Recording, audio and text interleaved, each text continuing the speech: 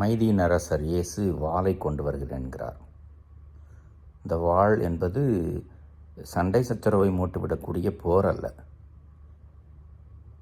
நாம் கடவுளை முன்னிறுத்தி கடவுளுடைய கட்டளைகளை அல்லது இயேசுவை முன்னிறுத்தி இயேசுவினுடைய போதனைகளை பின்பற்றினால் பிளவு வரும். எங்கே பிளவு வரும்?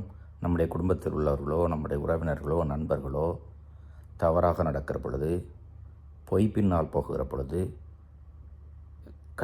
கடவுளுடைய கட்டளையை மீறி போகிற பொழுது, நாம் கடவுளுடைய பிள்ளைகள் என்பதை நிலைநிறுத்தினால் அவர்கள் பிரிந்து போவார்கள் அல்லது நாம் பிரிந்து வந்து விடுவோம். இயேசுவுக்கு முன்னுரிமை கொடுப்பதிலே தான் வாழ்வு இருக்கிறது. அது ஒரு சிலுவை. அதை சுமந்து கொண்டு வரதான் இயேசு அழைக்கிறார்.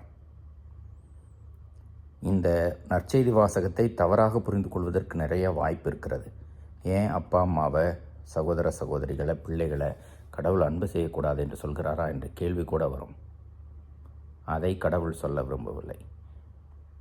இயேசுவையும் இயேசுனுடைய போதனைகளையும் விரும்பி ஏற்றுக்கொள்கிற பொழுது குடும்பத்தின் மீதும் அன்பு வளரும். அங்கே நன்மை பிறக்கும்.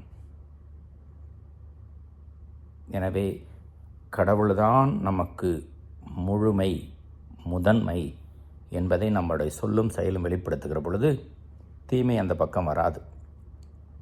இருப்பினும் நன்மைக்கும் தீமைக்கும் இடையே நாம் போராடி கொண்டிருந்தாலும் கடவுளை பற்றி கொண்டிருந்தால் கடவுள் நம்மை அவரோடு இணைத்து வைத்திருப்பார். இதுதான் இந்த உலகத்திலே நாம் வாழுகின்ற வரை எடுக்க வேண்டிய ஒரு வாழ்வு முறை. இதை ஏற்றுக்கொள்வோம், வாழ்வோம். இறைவன் என்று வாழ்த்து பெறுவாராக.